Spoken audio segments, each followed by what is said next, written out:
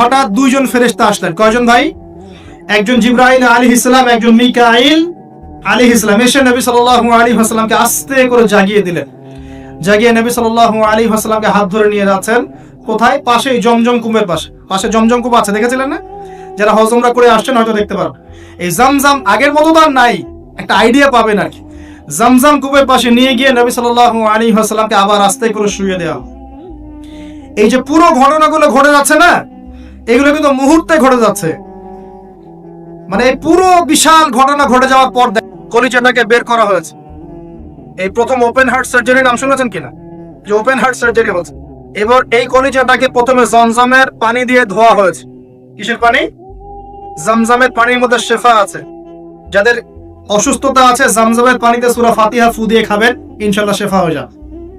ইনশাআল্লাহ শেফা হবে। জমজমের পানিতে ধোয়ার পরে এর এই কলবটাকে, কলিজাটাকে ঈমান এবং হিকমতে পূর্ণ একটা পেয়ালা দিয়ে ধুয়ে দেওয়া হয়েছে।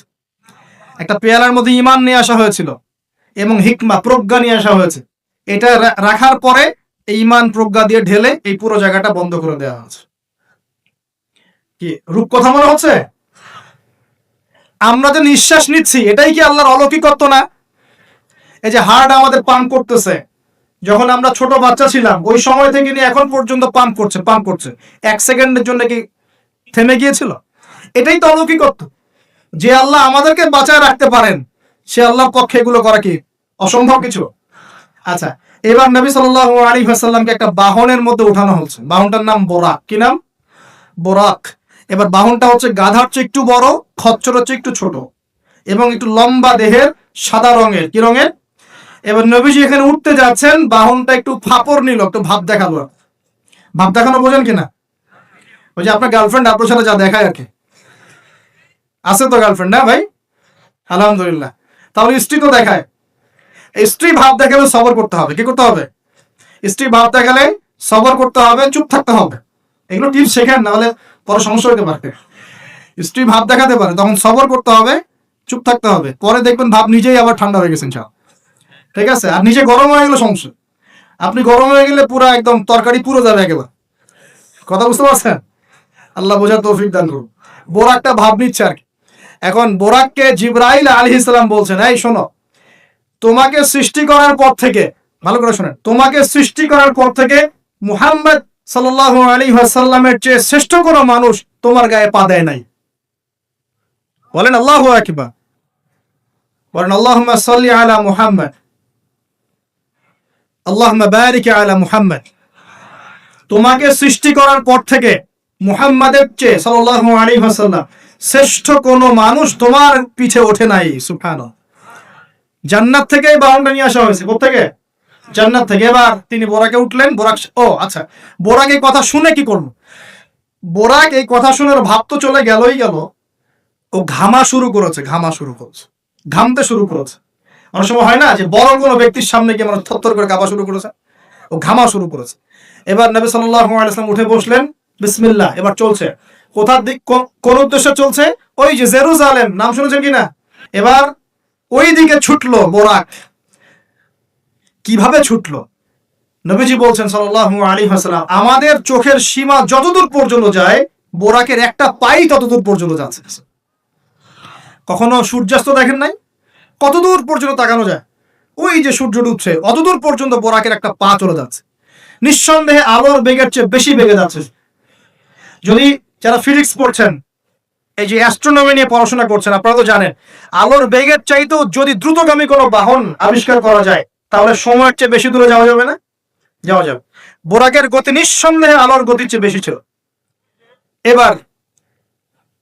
এবার নবী সাল্লাল্লাহু আলাইহি ওয়াসাল্লাম বলছেন যে আমরা যখন বাইতুল মাকদাস বা ওই যে বাইতুল মাকদিস, ওই যে মসজিদুল আকসার ওখানে গেলাম, জিবরাইল আলাইহিস সালাম একটা পাথরের মধ্যে ফুটা করলেন।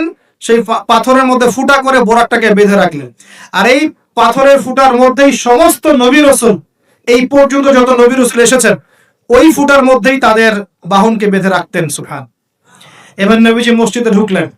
ঢুকে দেখছেন একজন মানুষ নামাজ আদায় করছেন, একটু লম্বা গড়নের, ছিপছিপে দেহ, কিন্তু লম্বা, চুলগুলো কোঁকড়ানো কানের লতি পর্যন্ত। মনে থাকবে? চুলগুলো কোঁকড়ানো কি পর্যন্ত? তোমাদের মতো ছেলা নয় ডান বাম, কানের লতি পর্যন্ত চুল, ছিপছিপে দেহ, লম্বা, শানুয়া গোত্রের মতো। নবীজি বলছেন অনেকটা শানুয়া গোত্রের মানুষের মতো। শানুয়া গোত্র কারা একটু দেখে নিবা অনলাইনে। এখন নবী সাল্লাল্লাহু আলাইহি ওয়াসাল্লাম জিজ্ঞাসা করছেন উনি কে? জিবরাইল আলাইহিস সালাম বলছেন উনি হচ্ছেন নবী মূসা আলাইহিস সালাম। আল্লাহ বা কিভাবে এটা করলেন আল্লাহ ভালো জানেন, এটা আমরা ব্যাখ্যা করতে পারবো না। নবী মূসা আলাইহিস সালাম নামাজ পড়ছেন, আরেকজনকে দেখলেন তার গড়ন কিছুটা মাঝারি ধরনের, চুলগুলো হচ্ছে সিল্কি মানে স্ট্রেট চুল, লম্বা এবং সোনালী রঙের। কি রঙের? সোনালী। এবং গায়ের কালারটা হচ্ছে সাদা এবং লালের মিশ্রণে গঠিত। নবীজি জিজ্ঞাসা করলেন উনি কে? তাকে বলা হচ্ছে উনি হচ্ছেন নবী ঈসা আলাইহিস সালাম। এবার নবী সাল্লাল্লাহু আলাইহি ওয়াসাল্লাম সমস্ত আম্বিয়া কেরামের সামনে চলে গেলেন এবং সমস্ত নবীদেরকে নিয়ে 2 রাকাত নামাজ পড়লেন। সুবহানাল্লাহ। নবীদের ইমাম কে? আমাদের নবী কাদের ইমাম? নবীদের ইমাম।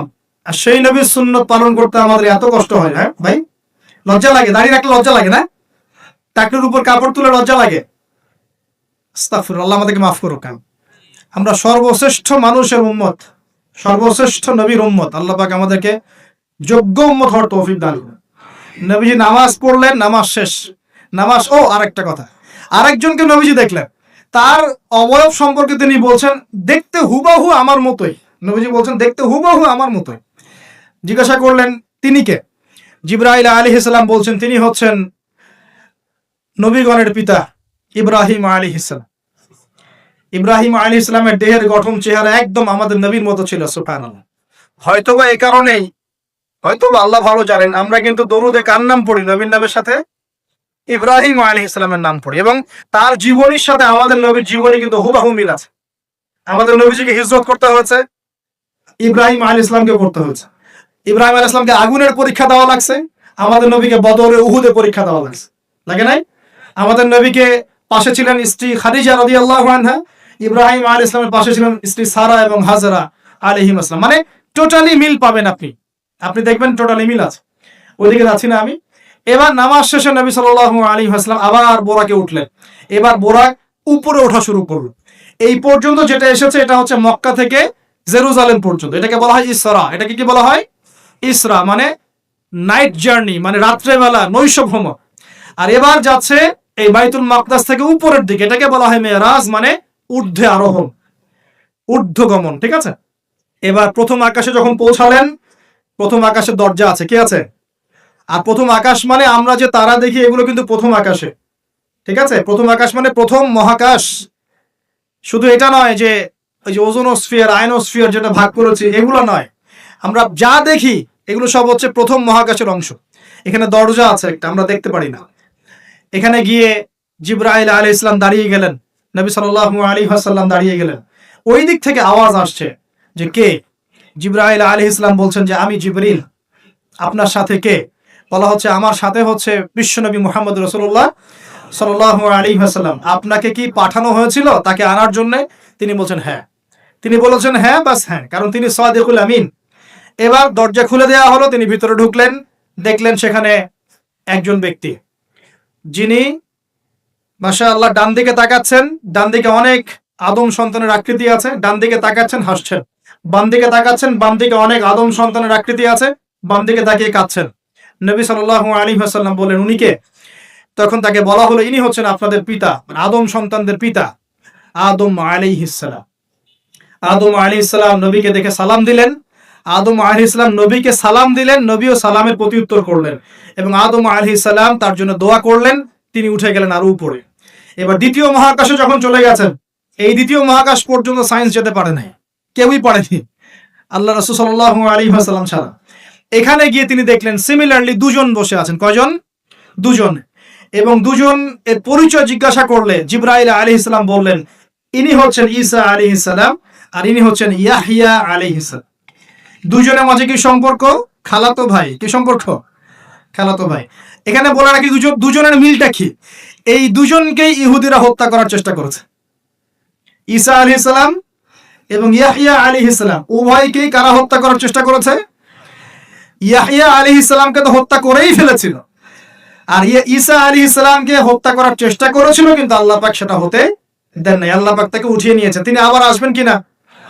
কোথায় আসবেন? সিরিয়ায়। কেন আসবেন?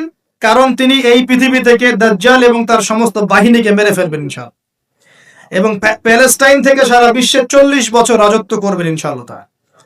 এটা হবে কি না? বিশ্বাস আছে তো ইনশাআল্লাহ? এটা হবে ইনশাআল্লাহ। এরপর সামনে যান, তৃতীয় আসমানে উঠলেন, সেখানে দেখছেন একজন ব্যক্তি যাকে এই পৃথিবীর অর্ধেক সৌন্দর্য দেয়া হচ্ছে। নবীজি বললেন, তিনি কি এত অপরূপ সুন্দর? তখন নবী সাল্লাল্লাহু আলাইহি ওয়াসাল্লামকে বলা হচ্ছে, তিনি হচ্ছেন ইউসুফ আলাইহিস সালাম, যাকে এই পৃথিবীর অর্ধেক সৌন্দর্য দেয়া হয়েছে। আমরা সূরা ইউসুফ পড়ি আর মনে করি এটা হচ্ছে ইউসুফ জুলাইখার ঘটনা, তাই না ভাই? আসলে এখানে প্রেম কাহিনী কার? এখানে প্রেম কাহিনী হচ্ছে ইউসুফ আলাইহিস সালাম এবং তার বাবার। ভালো করে পড়ে দেখবেন, এখানে বাবা এবং ছেলের মহব্বতের কাহিনী বর্ণিত হয়েছে। আর ইউসুফ আলাইহিস সালামের বাহ্যিক সৌন্দর্য নিয়ে আমরা কথা বলি, তার বাহ্যিক সৌন্দর্যের চাইতে তার চরিত্রের সৌন্দর্য ছিল হাজার গুণ বেশি। জেনার অপবাদ দিয়েছে তাকে মানুষ, তিনি নির্দোষ হয়েও বিনা অপরাধে 12 বছর জেল খেটেছেন, তারপরেও তিনি অন্যায় পথে পা বাড়ান নাই। বাড়িয়েছ? আল্লাহ পাক আমাদেরকে এগুলো বোঝার তৌফিক দান। আরো উপরে উঠলেন, চতুর্থ আসমানে উঠে দেখছেন এখানে আরেকজন একইভাবে আছেন, তার নাম হচ্ছে কি বলেন? ইদ্রিস আলাইহিস সালাম। কি নাম? ইদ্রিস আলাইহিস সালাম। তিনি চতুর্থ আসমানে অপেক্ষা, একইভাবে সবার সাথে কথাবার্তা হলো, সালাম বিনিময় করা হলো, মোবারকের দোয়া করলেন, তিনি আবার উঠে গেলেন। পঞ্চম আসমানে উঠে তিনি দেখছেন ওই নবী মূসা আলাইহিস সালাম। কোন নবী? নবী মূসা আলাইহিস সালাম। সবাই সালাম দিচ্ছেন, একইভাবে কথাবার্তা হচ্ছে। ষষ্ঠ আসমানে উঠে দেখছেন হারুন আলাইহিস সালাম, মূসা আলাইহিস সালামের ভাই, মনে আছে? হারুন আলাইহিস সালাম, যিনি ফেরাউনের কাছে দাওয়াত নিয়ে গিয়েছিলেন, মূসা আলাইহিস সালামের সাথে ছিলেন। সপ্তম আসমানে উঠে তিনি দেখছেন একজন ব্যক্তি যার চেহারা একদম নবীর মতোই, বাইতুল মামুর নামে একটা জায়গা আছে, এই জায়গায় হেলান দিয়ে বসে আছে। নবীজি বললেন, উনি কে? জিবরাইল আলাইহিস সালাম বলছেন, উনি হচ্ছেন আপনার নবীদের সবার পিতা ইব্রাহিম আলাইহিস সালাম। ইব্রাহিম আলাইহিস সালামের আশপাশে অনেক ছোট ছোট বাচ্চা আছে, অনেক ছোট ছোট বাচ্চা। এই বাচ্চাগুলো কারা? এই যে মুসলিম অমুসলিমদের যাদের একদম নাবালক শিশুরা যারা মারা যায়, ওরা কি পাপ করেছে? এই নাবালক ছোট ছোট বাচ্চারা যারা মারা যায়, আল্লাহ রাব্বুল আলামিন তাদের রূহটাকে ওখানে রেখেছে। তারা ওখানে খেলছে, যখনই ওদের পিতা মাতার কথা মনে হয় দৌড় দিয়ে আসে ইব্রাহিম আলাইহিস সালামের কাছে। মনে রাখবেন, বাচ্চাদের সাথে কেন ইব্রাহিম আলাইহিস সালামকে রাখা হল, এখানে একটা ব্যাখ্যা হতে পারে। আল্লাহু আ'লাম। শিশুদের সাথে থাকতে হলে শিশুর মতো মন থাকতে হয়। বাচ্চাদের সাথে কারা ভালোভাবে মিশতে পারে জানেন? যাদের মনটা বাচ্চাদের মতো, শিশুর মতো সরল হতে হয়, শিশুর মতো হতে হয়, সরল। যাদের মন শিশুর মতো সরল, এদের মনের মধ্যে কিন্তু হিংসা, বিদ্বেষ, রিয়া, অহংকার এগুলো থাকবে না। ইব্রাহিম আলাইহিস সালাম ওই শিশু কুরবানির পরীক্ষায় ফেলতে হয়েছিল না? আল্লাহ রাব্বুল আলামিন দেখেন তাকে বাচ্চাদের সাথে রেখে দিয়েছে। বাচ্চারা ওখানে খেলাধুলা করে, যখনই ওদের বাবার কথা মনে হয়, মায়ের কথা মনে হয়, দৌড় দিয়ে ইব্রাহিম আলাইহিস সালামের কাছে চলে আসে। তিনি আদর করে দেন, আবার চলে যায়। কি চমৎকার দৃশ্য! তিনি হেলান দিয়ে আছেন বাইতুল মামুরে, সালাম করলেন, সালাম করে নবীজিকে বললেন, হে নবী, আপনার উম্মতকে জানিয়ে দিয়েন, আমি আপনাদেরকে সেটা জানিয়ে দিচ্ছি। হে নবী, আপনার উম্মতকে জানিয়ে দিয়েন যে জান্নাত হচ্ছে একটা উর্বর জায়গা, জান্নাতের পানি হচ্ছে মিষ্টি, জান্নাতের মাটি খুব উর্বর, জান্নাতের অনেক জায়গা ফাঁকা পড়ে আছে। আপনার উম্মতকে জানিয়ে দিয়েন এই ফাঁকা জায়গাগুলোতে তারা যদি গাছ লাগাতে চায় তাহলে যেন পড়ে সুবহানাল্লাহ, আলহামদুলিল্লাহ, ওয়ালা ইলাহা ইল্লাল্লাহ, আল্লাহু আকবার, ওয়ালা হাওলা ওয়ালা কুওয়াতা ইল্লা বিল্লাহ। এই মেসেজটা কে দিয়েছেন? ইব্রাহিম আলাইহিস সালাম। এই যে বাইতুল মামুরে হেলান দিয়ে আছেন, এটা কি? নবীজি বলছেন এটা হচ্ছে ফেরেশতাদের ইবাদত করার জায়গা। কাবা ঘর আছে না আমাদের, এই কাবা ঘরের ঠিক সোজা উপরে বাইতুল মামুর আছে, সপ্তম আসমানের। ফেরেশতারা কিভাবে ইবাদত করেন শোনেন। নবীজি বলছেন এই বাইতুল মামুরে প্রতি মুহূর্তে 70,000 ফেরেশতা তাওয়াফ করছে। সুবহানাল্লাহ। ঠিক যেমন এখানে তাওয়াফ হচ্ছে 24 ঘন্টা, তাওয়াফ কি থেমে থাকে? তাওয়াফ থামে না। ঠিক ওইভাবে বাইতুল মামুরে তাওয়াফ থেমে থাকছে না। বাইতুল মামুরে ফেরেশতারা তাওয়াফ করছেন 70,000 ফেরেশতা একই সাথে। আর শুনে রাখেন, যে 70,000 ফেরেশতা একবার তাওয়াফ করার সৌভাগ্য পেয়েছে তারা কিয়ামত পর্যন্ত আর দ্বিতীয়বার চান্স পাবে। এবার কি চিন্তা করতে পারছেন ফেরেশতাদের সংখ্যা কত হতে পারে? আমাদের সংখ্যা তত্ত্বের বাইরে। এবার নবী সাল্লাল্লাহু আলাইহি ওয়াসাল্লাম আরো একটু উপরে উঠলেন, এই জায়গার নাম সিদরাতুল মুনতাহা। কি নাম? সিদরাতুল মুনতাহা। এটা হচ্ছে একটা বড়ই গাছ। বড়ই গাছ দেখেছেন তো? এটা নবীজি বলছেন এত চমৎকার এই বড়ই গাছ, এর মধ্যে এত বেশি রং ছিল যে রংগুলোকে আমি ব্যাখ্যা করতে পারবো।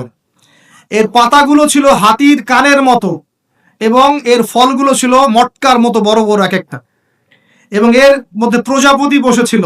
এই প্রজাপতিগুলোর রং এত চমৎকার যেগুলো আমাদের পৃথিবীর রঙের মতো নয়। মানে এগুলো ব্যাখ্যা করার মতো শব্দ আমাদের কাছে নাই। অ্যামেজিং। এটা কোন জায়গা? আমাদের সবার রূহগুলো যেখানে উঠে যায়। এটা কোন জায়গা? আমাদের সবার নেক আমলগুলো যেখানে উঠে যায়। সবার রূহ, মৃত ব্যক্তিদের রূহ বা আত্মা এবং নেক আমলগুলো এই পর্যন্ত ওঠে, এরপরে সেখান থেকে উঠিয়ে নেওয়া হয়, এরপরে তারা আর যেতে পারে না। একইভাবে উপর থেকে আল্লাহ পাকের কোনো আদেশ আসলে এই সিদরাতুল মুনতাহা পর্যন্ত আসে, এরপর সেখান থেকে নিয়ে আসা হয়। আমি কি বুঝতে পারছি? এই হলো সিদরাতুল মুনতাহা, যেটা ফেরেশতাদের শেষ সীমা। এরপরে ফেরেশতারা আর যেতে পারবেন না। আল্লাহ পাকের নিকটবর্তী ফেরেশতারা ছাড়া নর্মাল যারা, তারা ওখানে যেতে পারে। নর্মাল মানে বলছি যারা এমনি অন্যান্য দায়িত্বে আছেন, তারা সেখানে যেতে পারবেন না। এই পর্যন্ত লাস্ট ওই যে লাইন থাকে না, ডেড লাইন, এটা ডেড লাইন, এরপর যেতে পারবে। এবার আমাদের নবীকে এখানে বাহন চেঞ্জ করে দেওয়া হলো, অন্য একটা বাহন আরো দ্রুতগামী তাকে দেওয়া হলো। এই বাহনের কারণে নবীজি একদম আলো পর্দা ভেদ করে উপরে উঠছেন। সুবহান আল্লাহ পাকের একদম কাছাকাছি আসছে। কাছাকাছি আসার পর তিনি বলছেন, আমি তখন শুনতে পেলাম যে আল্লাহ পাকের নিকটস্থ ফেরেশতা যারা আল্লাহর আদেশ লিখে রাখেন, তারা কলম দিয়ে লিখছে আল্লাহর আদেশ। এই কলমের লিখার খসখস শব্দ আমি শুনতে পেলাম। সুবহান আল্লাহু আকবার। এবার আল্লাহ রাব্বুল আলামিন তাকে কাছে নিয়ে, শোনেন প্রিয় ভাই উম্মতে মুহাম্মাদি, শুনে রাখো, আল্লাহ পাক 3টা স্পেশাল ওহী করলেন। কয়টা ভাই? 3টা। অন্যান্য অনেক কথা তো হয়েছে, সেগুলো তো আমরা হাদিসের মধ্যে আমরা ডিটেলস বলতে পারছি না, সময় শর্ট। 3টা স্পেশাল ওহী আল্লাহ রাব্বুল আলামিন করেছেন। তার প্রথমটা হচ্ছে নবী সাল্লাল্লাহু আলাইহি ওয়াসাল্লামকে এই জায়গায় 50 ওয়াক্ত নামাজ হাদিয়া গিফট দেওয়া হবে। কত ওয়াক্ত? এবার নবীজি 50 ওয়াক্ত নিয়ে চলে আসছেন। পরের দুইটা পরে বলছি। 50 ওয়াক্ত নিয়ে চলে আসছেন। আসার সময় এই যে ষষ্ঠ আসমানে, পঞ্চম আসমানে কার সাথে দেখা? মুসা। কে আমাকে করছে? মুসা আলাইহিস সালাম। তিনি বলছেন, আল্লাহ পাক কি দিয়েছেন আপনাকে হাদিয়া? নবী সাল্লাল্লাহু আলাইহি ওয়াসাল্লাম বলছেন 50 ওয়াক্ত নামাজ। কত ওয়াক্ত? 50 ওয়াক্ত। নবী এবার মুসা আলাইহিস সালাম বলছেন, আমার উম্মতকে 2 ওয়াক্ত নামাজ দেওয়া হয়েছে, সেটাই আমার উম্মত আদায় করতে পারে নাই। 50 ওয়াক্ত নামাজ আপনার উম্মত পারবে না, আপনি কমাই নিয়ে আসেন যান। তিনি আবার গেলেন 50 থেকে 45, আবার 45 থেকে 40, 40 থেকে 35, 35 থেকে 30, এই করতে করতে করতে করতে 5 ওয়াক্ত যখন আসলো, তখনও নবীজিকে বলা হচ্ছে আপনি আরো কমাই নিয়ে আসেন। নবীজি বলছেন, আমার যেটা লজ্জা লাগছে, আল্লাহ পাক আমাকে এত বেশি কমিয়ে দিলেন, আরো কমাতে চাইতে আমার লজ্জা লাগছে। দেখেন মুসা আলাইহিস সালাম বলেছিলেন আমার উম্মতকে 2 ওয়াক্ত নামাজ দেওয়া হয়েছিল, আদায় করতে পারে নাই। উম্মতে মুহাম্মাদের মধ্যে এমন মানুষ নাই 2 ওয়াক্ত 1 ওয়াক্ত নামাজও পড়তে পারে না। নবীদের এটা হিকমা, দূরদর্শিতা। এবার নবী সাল্লাল্লাহু আলাইহি ওয়াসাল্লাম আল্লাহর কাছে গিয়ে আরজি পেশ করছেন। আল্লাহ রাব্বুল আলামিন বলছেন, 5 ওয়াক্ত নামাজ আমি দিলাম, কিন্তু 5 ওয়াক্ত যদি তোমার উম্মত আদায় করে 50 ওয়াক্তের নেকি দেওয়া হবে ইনশাআল্লাহ। আরেকটা বেনিফিট তোমার উম্মতের যে কোনো ব্যক্তি যে আমলই করুক না কেন 10 গুণ বাড়ায় নেকি দেওয়া হবে। কিন্তু তোমার উম্মতের কোনো ব্যক্তি যদি গোনা করে, তাহলে গোনাকে 10 গুণ বাড়ায় দিব না ইনশাআল্লাহ। গোনা একটাই থাকবে। গোনা কি হবে? একটাই থাকবে। আর নেকির কাজ করলে 10 গুণ বাড়ায় দেওয়া হবে। 1 টাকা দান করছেন 10 টাকার নেকি হবে। 1 রাকাত নামাজ পড়ছেন 10 টাকাতে নেকি হবে। একটা সেজদা করছেন 10টা সেজদার নেকি হবে ইনশাআল্লাহ। কথা বুঝতে পারছেন? এটা হলো একটা গিফট বা হাদিয়া। সেকেন্ড গিফটটা হচ্ছে আল্লাহ রাব্বুল আলামিন নবী সাল্লাল্লাহু আলাইহি ওয়াসাল্লামকে সূরা বাকারার শেষের 2টা বা 3টা আয়াত ওহী করলেন। কয়টা ভাই? শেষের 2টা বা 3টা।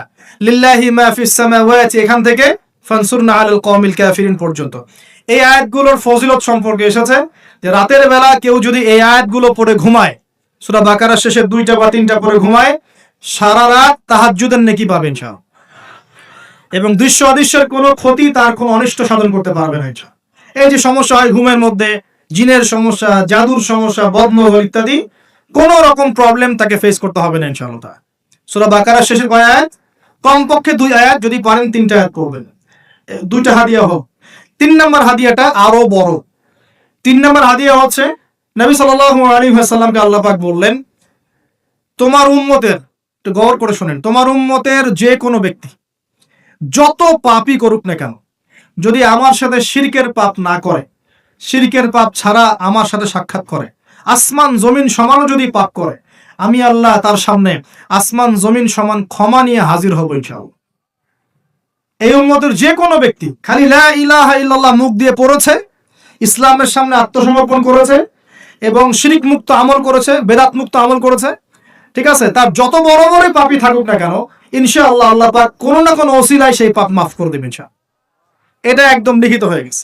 জান্নাতীদের 120 কাতার হবে, এই 120 কাতার মানুষের মধ্যে 80 কাতার হবে উম্মতে মুহাম্মাদের মধ্যে। আমরা কি শিরিক মুক্ত আমল করতে পারবো না ভাই? সাহাবীরা অবাক হয়ে বলছেন, যদি সে চুরি করে, যদি সে জেনা করে, নবীজি বলছেন যদি সে চুরিও করে, যদি সে জেনাও করে, তবুও তাওহীদ ঠিক থাকলে জান্নাতে চলে যাবে। এমনকি তাওহীদ ঠিক করে চুরি করা শুরু করব? তাওহীদ ঠিক করে কি জেনা করা শুরু করব?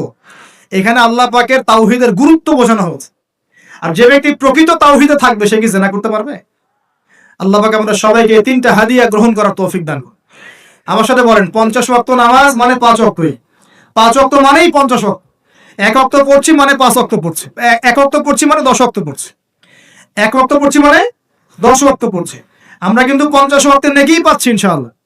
আমরা সবাই 5 ওয়াক্ত নামাজের হেফাজত করতে পারবো তো ইনশাআল্লাহ? আল্লাহ পাক তৌফিক এনায়েত করুন, আমিন।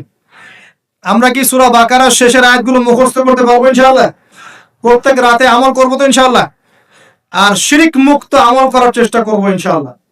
একটা বই পড়বেন, কিতাবুত তাওহীদ, শিরিক সম্পর্কে জানতে পারবেন ইনশাআল্লাহ। আল্লাহ পাক তৌফিক দান করুন। এবার নবীজি আসছেন, একটু শেষের দিকে মনোযোগ দেন, মনোযোগ হারান না, আর কিছু কথা বাকি আছে। নবীজি এবার আসছেন, আসার সময় তাকে জান্নাত জাহান্নাম দেখানো হয়েছে। কি দেখানো হয়েছে? জান্নাত এবং জাহান্নাম। নবীজি বলছেন আমি জান্নাতকে দেখলাম। বিশৃঙ্খলা করেন না, আমি জান্নাতকে দেখলাম। জান্নাতকে দেখলাম, জান্নাতকে ঘিরে রাখা হয়েছে কষ্ট, ক্লেশ, এগুলো দিয়ে। মানে জান্নাতটা ঘেরা আছে কষ্ট দিয়ে, মানে জান্নাতে যেতে হলে কষ্ট করতে হবে। ঠিক আছে, ফজরের নামাজ উঠতে কষ্ট হয় না? সুদ ছেড়ে দেবো, এটা কষ্ট লাগতেছে না? কষ্ট হবে। আল্লাহর পথে চলতে হলে কিন্তু কষ্ট হবে। মানুষ ভালো মন্দ বলবে, অনেক সমস্যা। জান্নাতকে ঘেরা হয়েছে কষ্ট দিয়ে, আর জাহান্নামকে ঘেরা হয়েছে প্রবৃত্তির দাসত্ব দিয়ে। মন যাচাই তাই করার নাম প্রবৃত্তি। মন চাচ্ছে মদ খাইলেন, মন চাচ্ছে জেনা করলেন, মন চাচ্ছে সুদ খাইলেন, মানে মন যাচাই তা দিয়ে জাহান্নামকে ঘেরা হয়েছে। এবার নবীজি বলছেন জাহান্নামে আমি উকি মেরে দেখেছি, জাহান্নামে দেখেছি বেশিরভাগ অধিবাসী, জাহান্নামের বেশিরভাগ মানুষ হচ্ছে উম্মতে মুহাম্মাদীর নারী জাতি। বলেন নাউজুবিল্লাহ। এই নারী জাতি মানে আমার বোন, আপনার মা, আপনার স্ত্রী, আমার বোন, আমার মা, আমার স্ত্রী, আমাদেরই তো। নারী কি আমাদের বাইরে? কেন তারা জাহান্নামে যাবে? নবীজি বলছেন কয়েকটা কারণ। 1, তারা বেশি বেশি লানত এবং অভিশাপ করে। 1, 2, তারা এমন কিছু কাপড় পরে শেষ জামানায় বাইরে ঘুরবে যে কাপড়গুলো পরেও তারা নগ্ন থাকবে, অর্থাৎ বেপরদামির কারণে। 3, তারা বুক পিঠ চাপড়ায়, প্রলাপ বিলাপ করে, এটা একটা কারণ।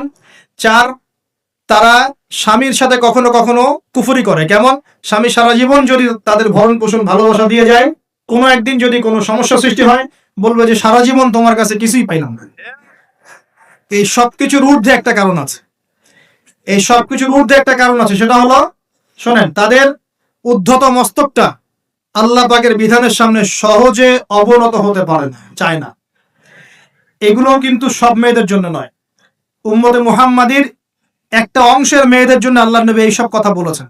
আবার এমনও মেয়ে আছে, শোনেন, এমনও মেয়ে আছে যারা ইমান আমল টিকে রাখার জন্য না, এমনও মেয়ে আছে, এমনও বহু দিনী বোন, দিনী মেয়ে আছে আমাদের সমাজে যারা ইমান আমল ধরে রাখতে চায়, পরিবার তাকে রাখতে দেয় না। ফেরাউনের ঘরে থেকেও একজন মেয়ে জান্নাতে গিয়েছে, গিয়েছে কিনা? গিয়েছে। অতএব আমরাও যে দুধে দেওয়া তুলসী পাতা এমন নই, আমাদের মধ্যে বহু খারাপই আছে। কিন্তু নবীজি এখানে স্পেশালি বলেছেন যে শেষ জামানার মেয়েরা, নিসাউন কাসিয়াতুন আরিয়া, যারা কাপড় পরে নগ্ন থাকবে, মহিলাতুন মামিলা, যারা অন্যকে আকৃষ্ট করবে, অন্যটিকে আকৃষ্ট হবে, এরা জান্নাতে যাবে না, জান্নাতের গন্ধও পাবে না। নবীজি বলেছেন আমি জাহান্নামে দেখেছি বেশিরভাগ নারী জাতি। এখানে আমার মা, আমার বোন, আপনার মা, আপনার বোনের সতর্ক হওয়ার কি হেদায়েত আছে কি নাই? আর এই মেয়েদেরকে চালাই কি আমরা না অন্য কেউ? আমরাই তো আমাদের পরিবারকে চালাই কি না? আমরাই তো খাওয়াই পড়ে নাকি? তাহলে আমাদের পরিবারের বোনেরা কি পর্দা করতে পারবে না? প্রতিষ্ঠা করতে পারবেন না? পরিবারের আমাদের মায়েরা বোনেরা স্ত্রীরা পর্দা করবে না? এই দায়িত্ব আমাদের না? পরিবারের কর্তা আমরা নই? আল্লাহকে আমাদেরকে জিজ্ঞাসা করবেন না? অতএব আমরাও যেন সতর্ক হয়ে যাই, আল্লাহ পাক তৌফিক দান। এই জন্য বলি, বিয়ে করতে হলে আগে দিনদারিতা দেখবেন, তারপর বিয়ে করুন। দুনিয়াদারিতা দেখে বিয়ে করলে পরে পস্তাবে। ছেলে মেয়ের উভয়ের প্রতি একই নসিহত, বিয়ে করতে যদি হয়, বিয়ে যদি করতেই হয়, তাহলে দিনদারিতা দেখে বিয়ে করুন। তারপর দেখবেন যে মেয়ের বংশ কেমন, সৌন্দর্য কেমন, এই সেই পরে দেখবেন। আগে দেখবেন দিনদারিতা ঠিক আছে কিনা। ছেলের ক্ষেত্রে একই বিধান, আগে দেখতে চান না কত কত বড় চাকরি করে, কত প্রপার্টিজ আছে, কত বড় বাড়ি, এগুলো পরে দেখবেন। আগে দেখবেন ছেলে নামাজ পড়ে কিনা, ছেলের মধ্যে সুন্নত আছে কিনা, এইগুলো আগে দেখবেন। এই বিয়ে নিয়ে প্রচুর জাহিলিয়াত সমাজে আছে, এই কারণেই পরিবারগুলো এখন ভেঙে যাচ্ছে। আল্লাহ পাক আমাদেরকে সুন্নাহ মেনে চলার তৌফিক দান করুন, বলি আমিন। নবীজি এখানে বলেছেন, আমি জাহান্নামে দেখেছি বেশিরভাগ অধিবাসী নারী জাতি। আমাদের বোনদেরকে রিকোয়েস্ট করবো, সতর্ক হয়ে যান, আল্লাহর ওয়াস্তে সতর্ক হয়ে যান। কেন শোনেন, কেন নবীজি বললেন, এই পয়েন্টটা একটু ভালো করে বোঝেন। কেন নবীজি এই উম্মতের মধ্যে বেশিরভাগ মেয়েকে জাহান্নামী বললেন? আপনি একটু চিন্তা করেন তো, এই উম্মতের মধ্যে কি এমন হয়েছে, এই উম্মতের মেয়েদের সাথে কি এমন হয়েছে যার ফলে মেয়েদেরকে আর ঘরে রাখা যায় না, সব বাইরে চলে আসতেছে? কি হয়েছে এই উম্মতের মেয়েদের সাথে? এই প্রবলেম তো আগে 200-500 বছর আগে ছিল না। 500 বছর আগে আপনি কি কোনো মেয়েকে দেখেছেন আমাদের মেয়েদের মতো বেপর্দায় সারা রাস্তাঘাট, গ্রামগঞ্জ, একদম অফিস আদালত বাজার ঘাট সব ঘুরে বেড়াচ্ছে? দেখেছেন 500 বছর আগে, 300 বছর আগে, 200 বছর আগে? লাস্ট সমসাময়িক সময় কি এমন হলো যে মেয়েদেরকে আর ঘরে রাখা যায় না? আমি একটা শব্দ বলে দেই, বাসায় গিয়ে রিসার্চ করবেন, সব বলে দিব না। লাস্ট 100-200-300 বছরে একটা মুভমেন্ট, একটা আদর্শ ছড়িয়ে পড়েছে বিশ্বের বুকে, তার নাম হলো ফেমিনিস্ট রেভলিউশন। মনে থাকবে, ফেমিনিস্ট রেভলিউশন। এটা নিয়ে ঘাটাঘাটি করেন, বুঝতে পারবেন কেন জাহান্নামের বেশিরভাগ অধিবাসী জাহান্নামে যাবে, নারীরা কেন জাহান্নামে যাবে বেশি বেশি। এই মুভমেন্টটা নিয়ে পড়াশোনা করলেই বুঝতে পারবো। আল্লাহ পাক আমাদেরকে বোঝার তৌফিক দান করুন, অন্তরের চোখ খোলার তৌফিক দান করুন। নবীজি আরো বলছেন, আমি জাহান্নামে গেলাম, জাহান্নাম আমাকে দেখানো হলো, এবং সেখানে আমি একজন ফেরেশতাকে দেখলাম। কি দেখলাম? এই ফেরেশতা আমাকে দেখে হাসে নাই। সবাই মনোযোগ দেন, মেরাজের রাতের সবাই নবী সাল্লাল্লাহু আলাইহি ওয়াসাল্লামের সাথে হাসি মুখে সাক্ষাৎ করেছেন এই ফেরেশতা বাদ দিয়ে। নবীজি বললেন জিবরাইল আলাইহিস সালামকে, সে এত গম্ভীর কেন, তার চেহারায় হাসি নাই কেন? জিবরাইল আলাইহিস সালাম বলছেন, যখন থেকে আল্লাহ পাক তাকে জাহান্নামের দায়িত্ব দিয়েছেন, যেদিন থেকে আল্লাহ পাক এই ফেরেশতাকে জাহান্নামের দায়িত্ব দিয়েছেন, ওই দিন থেকে তার চেহারার হাসি চলে গেছে। আর কিছু বলতে হবে? কেন হাসি চলে গেল? খুশিতে? জাহান্নামে আল্লাহ পাকের আযাব এবং এই আযাবের দায়িত্ব পালন করতে গিয়ে তার চেহারা থেকে হাসি চলে গেছে। নাউযুবিল্লাহ। নবীজি জানালেন তার নাম হচ্ছে মালিক। কি নাম? মালিক। আমরা দোয়া করি আমরা যেন তার সাক্ষাৎ না পাই, আমরা দোয়া করি আমরা যেন তার সাক্ষাৎ না পাই, আমিন। এবার নবী সাল্লাল্লাহু আলাইহি ওয়াসাল্লাম আসছেন, আসার সময় সুঘ্রাণ পাচ্ছেন, সুঘ্রাণ। ও একটা কথা বলি নাই, জান্নাতে তিনি যখন দেখলেন, সেখানে দেখলেন যে এখানে বেশিরভাগ অধিবাসী হচ্ছে এই উম্মতের গরিব মানুষরা। এর মধ্যে কারা? গরিব মানুষ, টাকা পয়সা কম, এত হিসাব কিতাব নাই, 5 ওয়াক্ত নামাজ পড়ে, রোজা রাখে, সাধ্যমতো দান সৎকার করে, সত্য কথা বলে, জান্নাতে চলে যাবেন ইনশাআল্লাহ। গরিবদের 500 বছর আগে, কত বছর আগে? তার মানে এই উম্মতের যদি কেউ গরিব হয়ে থাকি আমরা, কষ্টের কিছু আছে? ইনশাআল্লাহ কষ্টের কিছু নাই। তারপর নবীজি আসছেন, তিনি বলছেন যে আমি একটা মিষ্টি জান্নাতি সুঘ্রাণ পেলাম। আমি জিজ্ঞাসা করলাম এটা কোত্থেকে আসছে? তখন জিবরাইল আলাইহিস সালাম বললেন, এই ঘ্রাণ আসছে ফেরাউনের মেয়ের চুল আঁচড়ে দিত একজন দাসী। হঠাৎ একদিন চিরুনি পড়ে গেল হাত থেকে, সে বিসমিল্লাহ বলে চিরুনি উঠিয়েছে, আর দাসী শুনে নিয়েছে। বিসমিল্লাহ মানে কি? আল্লাহর নামে মানে কি? তোমার কি ফেরাউন আমার বাবা ছাড়া আরো কোনো ইলাহা আছে নাকি? তখন সেই মহিলা বলেছিল, হ্যাঁ, আমি এক আল্লাহর ইবাদত করি, ফেরাউনেরও রব হচ্ছে আমার আল্লাহ। এই অপরাধে তাকে ফেরাউন বড় আগুনের কুণ্ডলি খুঁড়ে তাকে ওখানে নামিয়ে দিয়েছিল, এবং তার 3টা কি 4টা বাচ্চা ছিল, এই সব বাচ্চাগুলোকে তার চোখের সামনে পুড়িয়ে মেরেছে। শেষে একটা বাচ্চা ছিল, কোলের বাচ্চা, এই বাচ্চাকে নিয়ে সে লাফ দিবে, তাকে বাধ্য করা হচ্ছে, সে তো নিজে মরতে রাজি, কিন্তু বাচ্চাটা মায়া লাগবে না, সে বাচ্চাকে নিয়ে লাফ দিতে চাচ্ছে না। তখন আল্লাহ পাক ওই বাচ্চার জবানে আল্লাহর কুদরত, আল্লাহর মোজেজা চালু করে দিলেন। ওই বাচ্চা কথা বলা শুরু। ওই বাচ্চা বলল, হে আম্মা ইসবিরি ইয়া উম্মা, হে আমার মা সবর করো। ফাইন্না মাউইদুনা আল জান্নাহ, আমাদের জন্য আল্লাহ পাক জান্নাত রেখেছেন। আলহামদুলিল্লাহ, লাভ দিয়ে জান্নাত। ওই যে ফেরাউনের স্ত্রী বলা ঠিক না এখানে, ফেরাউনের ওই দাসী যে চুল আশ্রয় দিত, আসিয়া, যার নাম বলা হয় কোন কোন জায়গায় আসিয়া, এবং তার সন্তানদেরকে যেখানে দাফন করা হয়েছে ওখান থেকে জান্নাতের ঘ্রাণ আসছে। কে পেলেন এই ঘ্রাণ? রাসূলুল্লাহ সাল্লাল্লাহু আলাইহি ওয়াসাল্লাম। এবার তিনি চলে আসছেন, এসে কাবা ঘরের হাতিমে আবার এসে সেখানে আসলেন। এখানে বিমর্ষ মুখে বসে আছে। কেন মন খারাপ? যে আমি যদি এই ঘটনা যদি কালকে এখন সকালে সবাইকে বলা শুরু করি, সবাই তো আমাকে এখন কি বলবে? মিথ্যাবাদী, এমনিই তো মিথ্যাবাদী বলছে, এখন এই ঘটনা আবার বিশ্বাস করবে কিনা। এখন সকালবেলা আবু জাহেল আসছে, আয়েশা বলছে যে কি নতুন কিছু ঘটনা ঘটছে নাকি, নতুন কোনো ঘটনা আছে নাকি, টিটকারি করলো আগে। রাসূল সাল্লাল্লাহু আলাইহি ওয়াসাল্লাম বলছেন, আমি গতকালকে আকসা গিয়েছি। এখন আবু জাহেল বলছে, ও আচ্ছা চমৎকার, আকসায় গিয়েছিলেন, তাই নাকি, আর কি করেছ? আমি এই ঘটনা ঘটেছে আমার সাথে। তখন সবাইকে সে ঢোল পিটায় নিয়ে আসলো, আরে আসো আসো, মুহাম্মদ কি বলে শোনো, দেখো কি বলে, তো পাগল হয়ে গেছে। নাউজুবিল্লাহ। বলছে আকসায় গিয়েছিল, বলো তো আকসায় কি কি আছে। সুবহানাল্লাহ, আল্লাহ রাব্বুল আলামিন এখন যেমন ভিডিও দেখি না আমরা, এইভাবে আল্লাহ রাব্বুল আলামিন মসজিদুল আকসাকে নবীর সামনে তুলে ধরলেন সামনে। এবং নবী সাল্লাল্লাহু আলাইহি ওয়াসাল্লাম দেখে দেখে বলছেন আকসায় কয়টা দরজা আছে, কয়টা জানলা আছে, পূর্ব দিকে কি আছে, পশ্চিম দিকে কি আছে, সিঁড়ি কয়টা, সব বলে দিলেন। মাশাআল্লাহ।